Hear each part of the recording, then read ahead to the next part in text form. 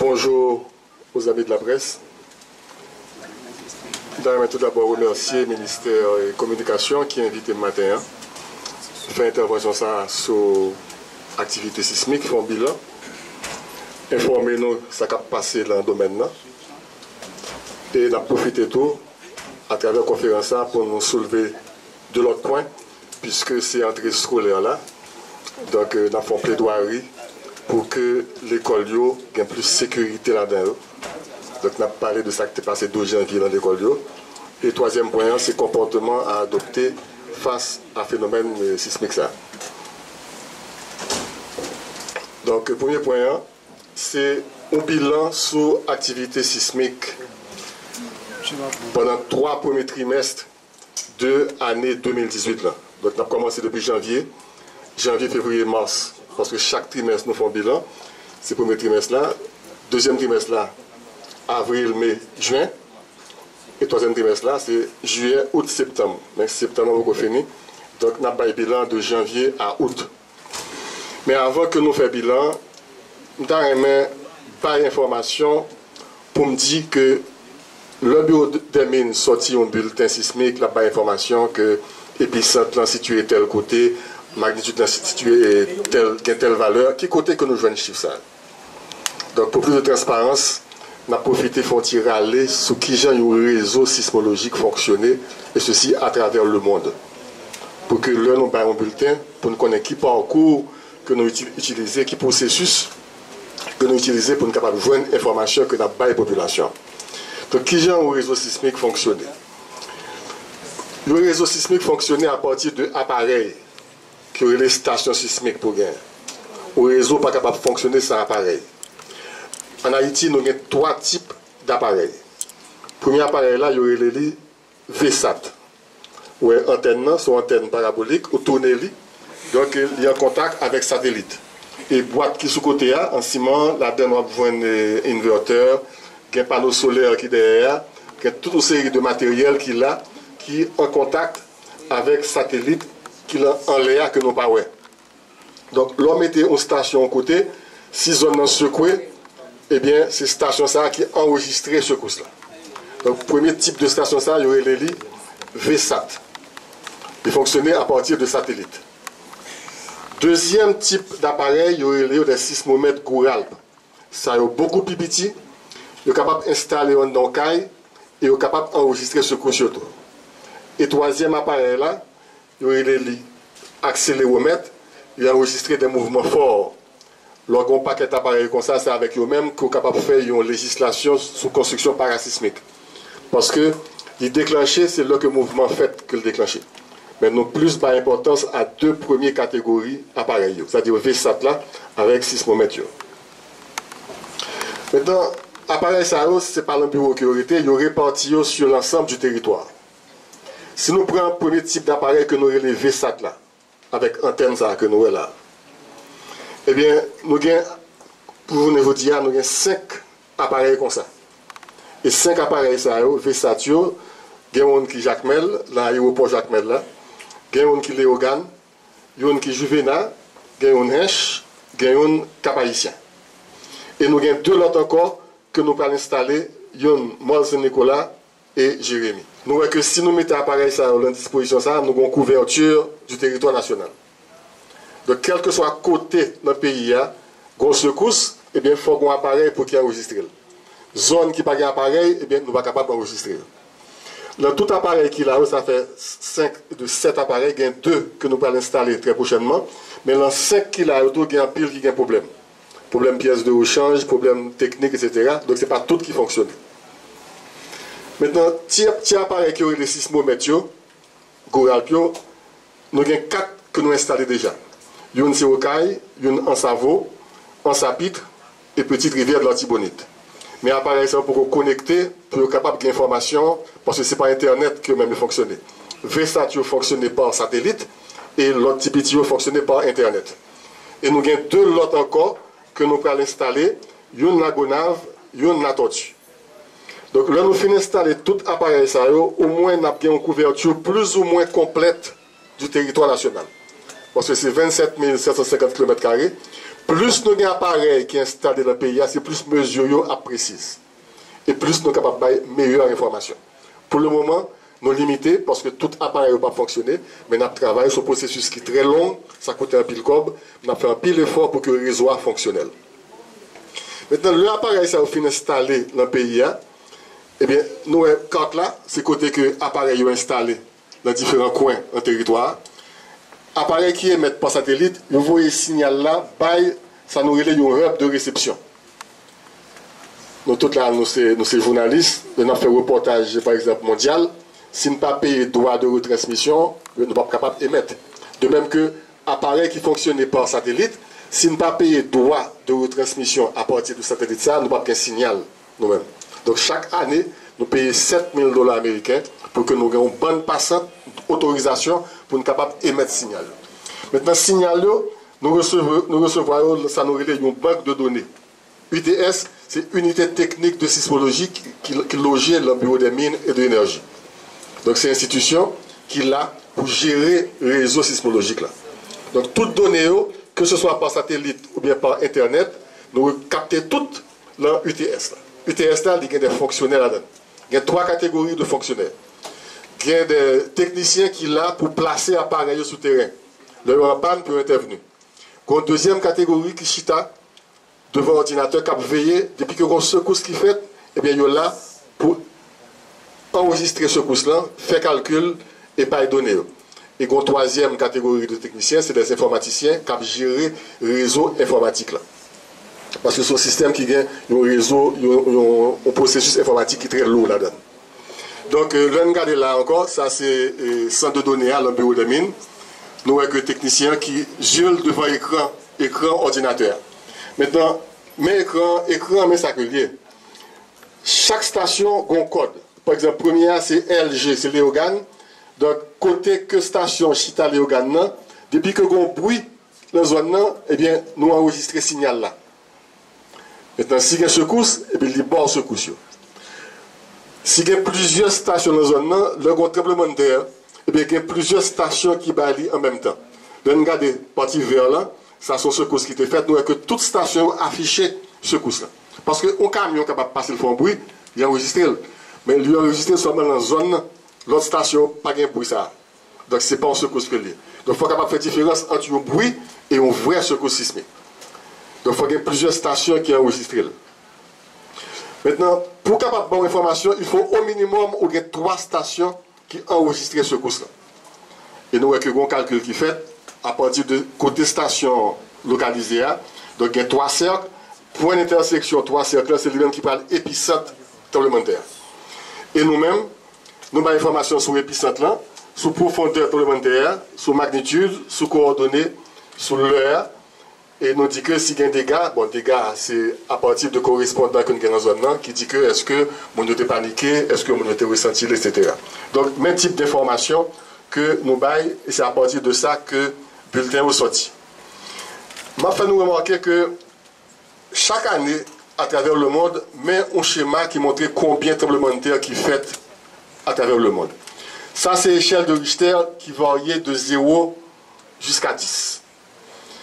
Eh bien, chaque année, gros tremblement de terre, c'est 9. Puis gros gain à travers le monde, c'est 9,5 qui était fait au Chili en 1960. Donc, ça est très rare. Par année, on est capable de gagner 1 ou bien 2 tremblements de terre de magnitude 9. Mais au fur et à mesure que nous descendons en magnitude, n'a pas que quantité à augmenter. Par exemple, l'on prend magnitude 8, chaque année, à travers le monde, il y a 3 à 4 tremblements de terre de ce genre qui fait. L'on prend 7, magnitude 7, il y a près de 20 qui fait à travers le monde. L'on prend 6, il y a près de 200 qui fait à travers le monde. 5, 2000, 4, 12 000, 3, 100 000, 2, 1 million, 1 plus que 1 million. Donc plus on descend, magnitude plus faible, c'est plus gain qu'a fait. Maintenant, il y a un réseau mondial qui est le réseau américain USGS. En principe, un pays n'a pas besoin d'un réseau de surveillance parce que le réseau mondial l'a baillé. Il suffit qu'on aille sur le site USGS, nous avons information. Mais côté que le réseau local est intéressant, c'est parce que le réseau mondial là pas d'informations sur séisme, par exemple, qui entre léger et non ressenti. Tout Tout petit secousse petit ça, c'est réseau local qui est capable de pas information. Il est important pour le réseau local de gagner information parce que les bonnes informations sur sismicité, sur degré sismicité pays. Eh bien, avec l'appareil que nous gagnons, nous avons un pays qui n'a pas fonctionné, nous sommes capables d'enregistrer des secousses qui varient de léger à mineur, c'est-à-dire entre 2,9 et 4,6. Nous avons suffisamment d'appareils pour nous enregistrer des secousses qui petit qui est inférieur à 2,9, 2 jusqu'à 1. Donc ça fait que le bilan que nous allons faire, il concerne une magnitude comprise entre 2,9 et 4,6. Alors, mes cartes là, pour 8 mois qui sont passés là, de janvier jusqu'à août, mes cartes, côté que nous enregistrons, secousses qui fait le pays. Donc, chaque point où ça a, c'est tremblement de terre qui fait pendant 8 mois. Nous enregistrons près de une trentaine de secousses comme ça. Et nous voyons que secousses sont réparties sur tout le territoire. C'est mon seul côté que vous fixé. Donc, une trentaine de magnitude comprise entre 2,9 et 4,6. En même temps, nous sommes en contact avec le réseau sismologique dominicain, qui lui-même a plus d'appareils que nous-mêmes. Donc, leur envoyer information chaque mois pour nous comparer, puisque nous-mêmes, nous ne sommes pas capables d'enregistrer des secousses inférieures à 2,9, mais nous-mêmes, nous sommes capables de faire. Donc, nous venons compléter l'information en attendant que Haïti soit capable de faire enregistrement de petits secousses. Donc, mes cartes dominicaines, vous voyez la différence là. Il y a plus de secousses là-dedans. Non seulement ils ont enregistré secousses par nous de magnitude comprise entre 2,6, 2,9 et 4,6, mais ils ont enregistré toute secousse qui est inférieure à 2,9. Et 80% de secousses qu'il a sur Haïti, et bien c'est des secousses qui sont inférieures à 2,9. Et ça plus petit. Donc, l'on regarde partie Haïti, pendant 8 mois, ça, eh bien, il y a près de 300 secousses qui sont faites sur le territoire. 300. Ce qui veut dire que Haïti et l'Oritanie en République dominicaine, il y a plus de secousses encore en République dominicaine. Chaque couleur montre à qui profondeur que vous faites. Donc, ça qui est en rouge, c'est jusqu'à 33 km. Et puis, jaune, vert, c'est plus profond. Donc, 1000 degrés de sismicité dans l'île. Donc, c'est à partir de ça que nous sommes capables vraiment de faire des cartes sismiques. En attendant, on nous parlait de secousses qui fait dans la zone nord. Pas de secousses en Haïti. En plus, on a dit que Cap Haïtien, c'est un tremblement de terre. Non. Si nous regardons des cartes là, point rouge que nous voyons, c'est là que l'épicentre tremblement de terre est situé. Nous voyons que l'épicentre là passe sur le territoire haïtien, le territoire dominicain. Il est situé à mi-chemin entre Puerto Plata et Fort Liberté.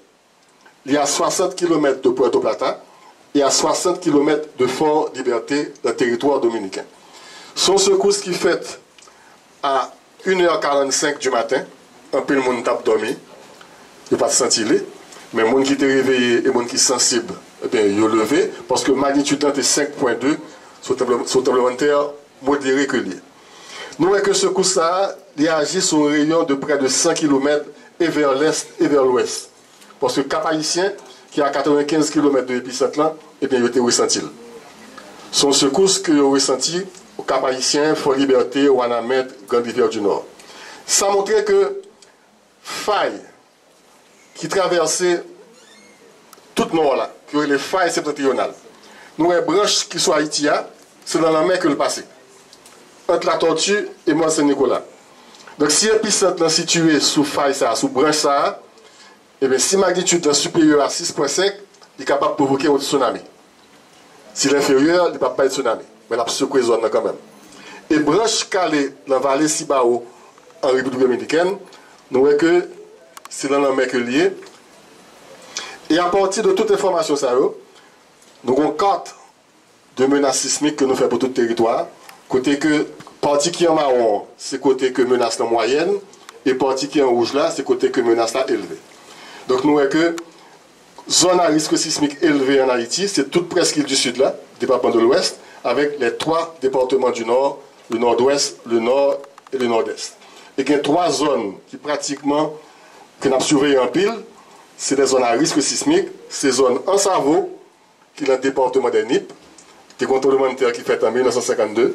Depuis lors, pas de gros tremblement de terre encore, donc nous avons un second lot qui fait, et presque chaque mois, nous enregistrons un pile de secousses dans la zone en Savo. Deuxième côté à risque, c'est dans la zone fond parisien, tout près de lac là. T'es un tremblement de terre qui était fait en 1751, qui était fait un pile de dégâts, qui était détruit Port-au-Prince. Et troisième zone à risque, c'est Cap-Haïtien en 1842. Ça fait 176 ans depuis que ça fait. Donc, on attend que l'autre tremblement de terre qui fait la zone là. Donc, mais trois zones qui sont haute surveillance, côté que le tremblement de terre est capable de faire à n'importe quel moment. Ça ne veut pas dire que l'autre zone n'est pas capable de faire tremblement de terre parce que c'est la nature qui agit, il est capable de faire n'importe l'autre côté. Mais pour le moment, c'est les trois zones, les trois départements, les NIP, l'Ouest et trois départements qui sont dans le Grand Nord là, c'est eux-mêmes qui sont beaucoup plus à risque sismique en Haïti. Bon, ça c'est bilan. L'école a commencé. Nous commençons une nouvelle année scolaire. Nous devons mettre accent sur l'établissement scolaire. Parce que le 12 janvier 2010, le tremblement de terre de magnitude 7 est arrivé dans le pays. Et à côté de tout l'autre dégâts qui étaient faits, le rapport dit que il y a 1300 écoles qui étaient détruites par le tremblement de terre. Et il y a 50 l'hôpital qui étaient détruits. Nous lions l'école à l'hôpital parce que quel que soit le cas qui crase le grand phénomène naturel, si on a blessé, il a un pied cassé, il est sous des corps, il a besoin de soins, c'est à l'hôpital pour mener. Or, si l'hôpital a détruit, pas d'un côté pour mener encore. Donc, nous voyons que nous avons improvisé des hôpitaux en battante 12 janvier. Donc, deux bagages, nous faisons pour lier l'école avec l'hôpital. 1300 écoles détruites. Or, l'école, c'est Timoun qui est là-dedans. Ce qui veut dire que si tout le monde a été fait pendant la journée, l'heure normale de l'école, bilan est encore plus lourd le milieu scolaire. Maintenant, à partir de l'information, ça, on a fait une plaidoirie pour dire que le temps pour que tout le monde, petit nous à l'école, si nous là, on a fait un reportage, on se ce qui fait, eh bien, que nous pas besoin de casser, parce que nous connaissons que tout le monde, l'école qui est sûre, l'école n'a pas tombé sur eux parce que l'école a bien fait. Parce que une construction parasismique, c'est une construction côté que structure là capable d'affecter, mais elle pas tomber sur le monde qui est dans le cas. Donc, l'école, l'hôpital, c'est des bâtiments à fort enjeu. Ils doivent avoir au maximum de sécurité pour qu'ils ne soient pas affectés par le tremblement de terre de magnitude 8 et même supérieur à 8. Nous ne devons pas inquiéter. Si le tremblement de terre fait en Haïti, si nous avons l'école, eh bien, l'école n'a pas dû tomber. Il faut que nous assurions vite dans l'école. On va passer pour nous quelques images pour montrer nous ce qui s'est passé à l'école le 12 janvier. Parce que Haïtien a une mémoire qui coûte. Et jusqu'à présent, nous voyons que beaucoup de mouvements qui sont faits pour que l'école mieux contrôler les bâtiments pour nous assurer nous que Timonio a vivre dans des bâtiments sécuritaires. Ça, c'est bâtiment, par exemple, Saint-Louis-de-Gonzague qui était la ville là, nous voyons qui est état qui est tombé. Heureusement, l'école là, était dans la guerre à 4h de l'après-midi. Mais si tout le monde était dans l'école, l'école a tombé, le bilan est très lourd. Ça, c'est le collège canado-haïtien, côté structure a été affecté. Ça, c'est l'école qui est dans Delma, ça, c'est Jean-Marie Guillaume, qui est qui était mort là-dedans. Donc, presque toute l'école qui est dans le pays, tout est presque affecté par le tremblement de terre. Ça, c'est l'école qui est dans la zone Delma. Nous connaissons ça, son toiture que lié. Toiture, c'est à terre que lié. Donc, si la terre, on va ça veut dire. Et sous côté en bas, c'est même cliché, on l'a vu. Nous voyons, mais l'école là, même côté le thé. Nous voyons que la toiture a un enseigne. Nous faisons zoom sur l'enseigne pour nous voir ça qui écrit sur l'enseigne. L'école là, elle est l'arbrisseau vert, garderie, kindergarten. Donc, son garderie. Il y a un petit monde là-dedans qui tombe dans l'état ça. L'arbrisseau naissant, fondamental, fonctionne en 2 temps. Matin, 8h, midi 30, et soir, 4h, 8h. Quel que soit l'heure que vous prenez, si tout le monde a fait l'heure, ça, le bâtiment ça, qui est acculté, qui fait que tomber comme ça. Donc, je vais dire nous, qui gens que construction ça a été. Donc, 3 cas l'école, c'est comme ça que vous Est-ce que nous sommes capables de continuer comme ça? Regardez ça lui-même, c'est l'autre école encore qui est écrasée. Ça, c'est notre école de la zone Delma. Nous avons l'air écrasé net. Ça, c'est l'école des infirmières. Ça, c'est l'université GOC, la Nazon, qui platinette. Il y a plus qu'une centaine d'étudiants embadés comme ça, le tremblement de terre a été fait. Et je me faire cours en GOC de 4h jusqu'à 6h de l'après-midi. Ça veut dire que, jour ça, je suis là. Il se trouve que, pas de assez d'étudiants. Pourquoi? Je t'ai renvoyé pour la prochaine session. Donc, je ne suis pas là où ça. Et tous les collègues qui étaient dans la salle de classe que nous avons rencontrés en l'air, et bien, tout est péri dans le tremblement de terre. Donc, nous voyons que le fait plate à terre, c'est 100 étudiants, plus que 100 étudiants qui sont morts là. Donc, il n'est pas normal pour que un bâtiment qui a recevoir tout le monde, il ne pas construit souvent des normes pour protéger la vie du monde. Et dans l'école, ça, nous voyons que nous enseigne qui est en bateau. Nous prenons zoom sur l'enseignant, Collège académique d'Haïti. Après le tremblement de terre qui va être 12 janvier, il dit réouverture le 5 avril. Donc, le tremblement de terre a fait le 12 janvier, il a annoncé que la réouvert le 5 avril. Donc février, janvier, février, mars, avril. Dans 4 mois, il dit que l'a ouvert. Réouverture 5 avril, école sous les tentes. Inscription gratuite, pièces requises, etc. Probablement, j'en ai fait ça crasé, il remettait bloqué encore, il n'a pas renforcé la structure. Donc c'est la même structure qui était, et puis l'école là a recommencé à fonctionner encore. Ce qui veut dire que si au tremblement de terre de magnitude 6, nous avons besoin de 7 qu'on y a assez, toute l'école ça qui était démolie, refait, eh bien, il a tombé. Donc, plaidoirie qu'on a fait, c'est dire aux autorités, attention, il leur est temps pour nous accorder plus d'importance à bâtiment qu'à recevoir Timoun dans l'école, parce que nous ne sommes pas capables de mettre Timoun dans n'importe quel bâtiment, parce que nous, ouais, ça qui est passé 12 janvier. Il faut que beaucoup plus sécuritaire. Alors, puisque nous avons parlé de bâtiments, il y a une étude, et nous parlons de tremblement de terre qui est fait dans le nord, il y a une étude qui est faite dans le Grand Nord, dans 3 départements. L'étude ça a révélé que, à Fort-Liberté, l'on prend le lycée Paul-Eugène Magloire, il y a des techniciens qui analysaient la structure ça, ils disent que le lycée ça, si même tremblement de terre qui était fait en 1842 a passé aujourd'hui, eh bien, il a tombé. Très vulnérable, très mauvais. Ce qui veut dire que lycée Paul-Eugène Magloire, qui a une double vacation dans Fort-Liberté, il n'est pas garanti. Si un gros tremblement de terre passe dans le nord, il a tombé. Ou bien un commissariat très vulnérable, très mauvais, il a tombé. Avec tout policier qui l'a donné. Délégation vulnérable ou mauvais. Bâtiment MSPP, peu vulnérable ou bon. Ça, c'est pour Fort-Liberté. L'on prend Cap Haïtien. L'on prend complexe administratif là, bon, vulnérable ou mauvais. Gymnasium là, plus ou moins bon. Lycée Philippe Guerrier, puisqu'on a parlé de l'école, très vulnérable ou très mauvais. Elle a 12 vacations. Près de 1000 timons par vacation. Il y a un gros tremblement de terre dans le nord. S'il passait, eh bien, bâtiment ça, il a tombé. L'on prend l'hôpital Justinien, côté que pour mener blessé, monde qui est traumatisé, très vulnérable, non, ça c'est Philippe Guerrier, très vulnérable ou très mauvais. Hôpital Justinien, urgence, très vulnérable ou très mauvais, ce qui veut dire que l'hôpital là, tout l'a tombé. Pas bien côté pour pas les soins. Mairie, moyennement vulnérable, délégation, très vulnérable ou très mauvais. Côté délégué à Chita, dans le bureau, mais si délégué là, pendant le tremblement de terre, il y a plus de chance de ne pas sortir dans la délégation. Je nous prends Port-de-Paix, ou quel lycée Tertullien Guilbeault, très vulnérable ou très mauvais. Là, tomber tout. Donc, dans les 3 départements, 3 lycées, Paul-Eugène Magloire, lycée Philippe Guerrier et lycée Tertullien Guilbeault, tous en très mauvais état. Et rapport recommandé pour renforcer ou bien reconstruire. Pour renforcer, pour rendre diamant, pour ne pas tomber, on a besoin de plusieurs millions de dollars pour faire ça. Ça coûte très cher.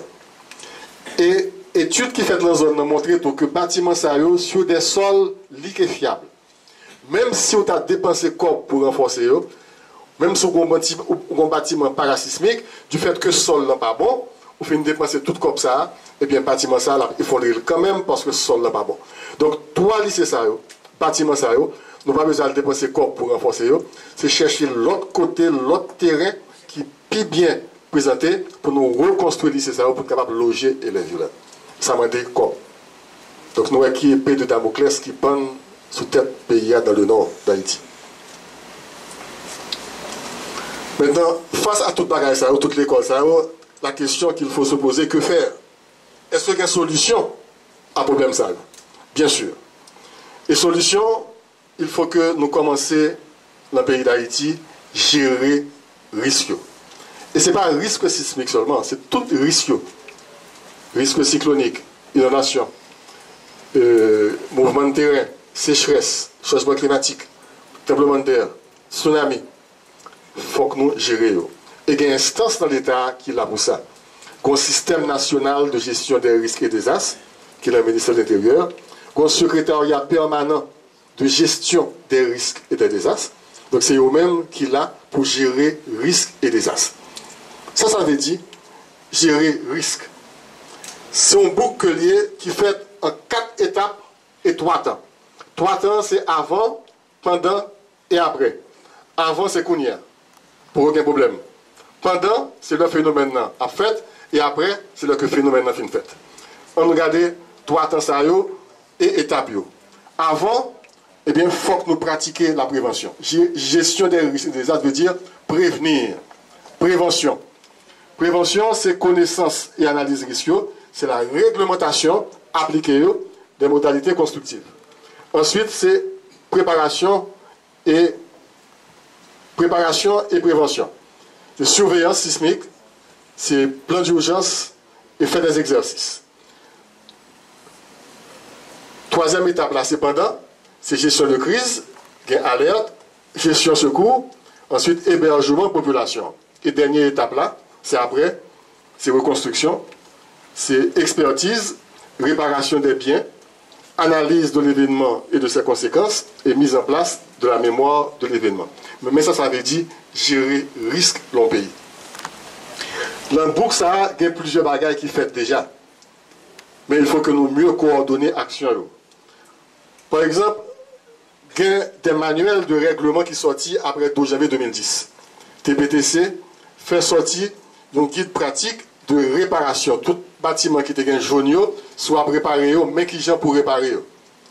Il fait sortir tout un guide de bonne pratique pour la construction de petits bâtiments en maçonnerie chaînée en Haïti. Il fait séminaire pour boss maçon, pour contremaître. Donc ça, le sous-site TPTC, le sous-site protection civile. Donc tout le monde qui a opéré dans ce secteur, il fait pour connaître qui gens le réparer et qui gens le construire bâtiment. Maintenant, pour gros bâtiments en 2012, il y a le CNBH, qui est le Code national du bâtiment d'Haïti. C'est un gros particulier dans le pays, parce qu'avant 12 janvier, pas de code de construction. Qu'on y a un code là existé. Et nous-mêmes, il y a des études de microzonage qui montraient Port-au-Prince et dans le Grand Nord, qui ont que ce sol là pour aider Mounio à reconstruire ou encore construire mieux. Donc, c'est qu'on a assez appliqué. En plus de cailloux, il y a une sensibilisation pour faire dans l'école. Et après 12 janvier, il y a une pile de sensibilisation qui est faite. Même personnellement, je participe à la pile de sensibilisation. Ça, c'est à Wanamet, nous, les élèves, qui ont recevoir l'information sur qui j'ai pu comporter, qui comportement peut gagner. Ça, c'est Fort Liberté. Ça, c'est au Cap Haïtien.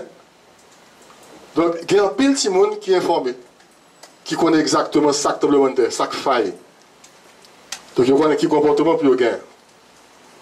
Il y a un exercice de simulation qui est fait dans le Nord en 2 occasions, côté que les élèves de l'école apprennent à déplacer, puis on connaît qui ça qui est tsunami, qui ça qui est dans le terre. Ensuite, il y a une instruction de présentation qu'a faite. Il y a de l'école qui invite nous, côté que nous faisons des exercices de simulation avec les Timonio. Par exemple, le collège 4 Soir, régulièrement, il fait des exercices. Ça, sont des exercices que nous avons fait dans l'école primaire. Montrer Timonio qui j'ai pu protéger tête si tu as contre le terre, c'est pas paniquer pour courir sortir. Donc il y a des pas qui franchissent, mais le problème qui arrive c'est que il ne pas formaliser toute bagage. Il faut que un programme régulier, côté que chaque année régulièrement une équipe monde qui fait sensibilisation ça avec formation ça. Ensuite bâtiment auto, il faut que il y ait plus il faut que l'État exerce plus d'autorité pour exiger que le bâtiment soit bien construit. Et si ce n'est pas bien construit, il faut un courage pour fermer. Ça, c'est en Savo, parce que c'est une zone à haut risque sismique. Donc, là, on lycée, il n'y a pas d'information à Timonio. Ouais, encore une fois. Donc, grosse sensibilisation qui est faite. Mais, il n'est pas régulier, il n'est pas fait de manière continue. Il faut que ça entre dans le programme scolaire pour que chaque année, il y ait des bagages comme ça qui sont faits dans toute l'école. Et pas seulement à Port-au-Prince, dans les 10 départements géographiques. Non seulement il faut nous faire ça pour élèves, il faut que nous fassions ça tout pour professeurs. Parce que les professeurs, c'est eux-mêmes qui ont l'instruction. Si les professeurs ne sont pas formés, ils ne sont pas capables de même former les élèves. Donc là, nous avons une conférence que nous faisons pour les professeurs. Ça, c'est pour les professeurs encore. Donc il y a un pile professeurs qui sont formés. Et il y a un programme que nous menons avec les géologues de l'ENGA, l'École nationale de géologie appliquée, côté que nous avons une formation en gestion des risques et des désastres. Donc, étudiants qui n'ont pas d'emploi, c'est le moment idéal pour être déployé sur tout le territoire pour faire formation dans toute l'école. Ça, c'est professeur encore que nous avons formé avec une ONG. Donc, qu'un professeur, qu'un élève parle de risque sismique, il faut qu'il y ait un manuel, il faut qu'il y ait un livre. Eh bien, quand effort que nous faisons, eh bien, nous avons 3 ouvrages qui sont sortis. C'est à l'intention des professeurs et des parents qui ont tout savoir ou presque sur les risques naturels. Donc, 3 livres qui sont là, c'est eux-mêmes qui parlent de toute bagaille pour professeurs. Et en bas, nous avons 2 manuels, c'est pour élèves, pour secondaire 1, qui est avec dessin là-dedans, pour qui dit Timonio, qui comportement pour le gain. Et il y a un manuel là qui sorti Cuba. Nous en contact avec un professeur cubain qui fait manuel ça. Monsieur d'accord pour aider nous, pour nous faire un manuel, même Jacques Cuba, à l'intention des élèves haïtiens. Donc pratiquement, presque tous les outils là, c'est un programme pour le ministère à mettre sur pied pour nous capables d'implémenter. Maintenant, le comportement adopté pour nous finir, c'est des rappels qu'on a fait. Eh bien, le premier comportement, c'est bâtiment. Tout ça, nous allons le dire après, mais réaction pour gagner, souvent dans un bâtiment qui est bien construit, eh bien, tout ça n'a pas de valeur. C'est bâtiment, c'est caille là. Il faut que l'autorité ait permis pour construire. Mairie, ministère des Travaux publics, qui superviser. Eh bien, il faut que renforcer l'autorité de l'État pour que le bâtiment qui a construit le fait suivant des normes. Et ensuite, c'est formation. Professeurs apprennent si mon Dieu pour ne pas paniquer. Parce que leur paniquer, tout le monde courir, ça qui fait bien, a tombé, et a passé sur nous, et a victime. C'est dit si mon Dieu qui comportement pour gagner. Le bâtiment, puisque le pape tombé, qui côté pour mettre corps, pas courir sorti, rester en bas table là, professeur eux-mêmes, qui côté pour rester en bas linteau portio, ou bien dans le coin classe là, Timono même en bas table. À condition que dans l'école, il y ait un mobilier qui est approprié. Donc tout ça fait pour entrer dans le programme. Fait bon l'école, il y a un bon mobilier pour être capable de protéger Timonio. Et ensuite, s'il y a plusieurs étages, dit Timonio, pas courir pour l'escalier, parce que le plus souvent, l'escalier est disloqué. Si tout le monde a couru descendre l'escalier, l'escalier est capable d'effondrer avec eux. Donc avant de descendre, il faut aller inspecter que l'escalier est bon. Ensuite, tâcher meuble qui est capable de tomber. Mon qui fait manger dans la cuisine, pas devant le four pour ne pas brûler. Pas chita à côté de bain vitré, pour ne pas blesser. Et ensuite, il y a des simulations pour qui fait, ça c'est des images qui fait Martinique, qui sont même plaques que nous-mêmes. Il y a exercé chaque année, qui montre que protection civile, la population joue partition par eux, nous voyons qui que Monio, il a retiré le décombre. En bas, il a crasé un cas, il a mis un monde en bas de décombre. Pendant combien de temps il a retiré le monde dans le décombre? Il a fait pendant la nuit, il y a des chiens qui ont détecté le monde en bas de décombre.